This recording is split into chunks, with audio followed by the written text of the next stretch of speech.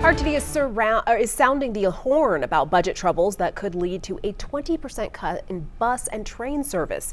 Now, this comes as the transportation district is facing a 40% decrease in ridership since the pandemic. So Denver 7's Maggie Bryan is getting answers from the RTD board about how many cuts we could see and how it could impact everyday riders.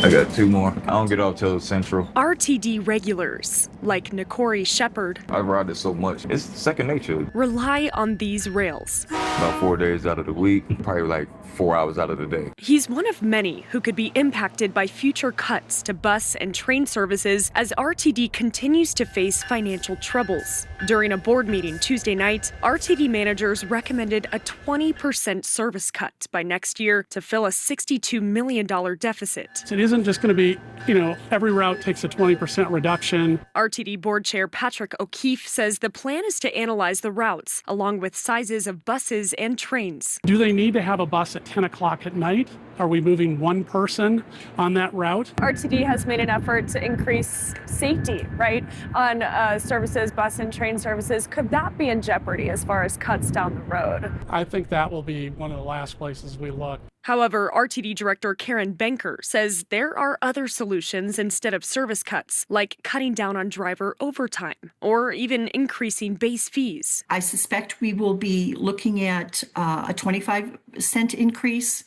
maybe 50. We pay $20 million for overtime. If we could even cut that in half, that would save us $10 million. We take advantage of the prices, and that's really what encourages us to keep taking it. If you do move forward with big cuts to service, how could that impact ridership in the future and just riders' trust? You said the magic word. We should be, and we are in a rebuilding trust exercise. The ridership numbers, I think the worst thing we could do is arbitrary cuts, that would scare away ridership. RTD directors are expected to have a clearer vision of cuts next month as regular riders brace for potential changes. And I'm already on a fixed income, disabled veteran, going to school, still working. I rely on it. In Denver, I'm Maggie Bryan, Denver 7.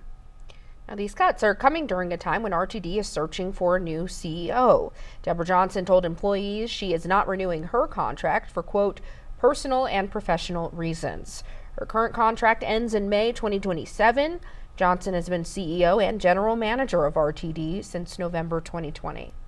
Within the next hour, the Front Range Passenger Rail District is holding a town hall to share updates on planning for the Colorado Connector, also known as COCO.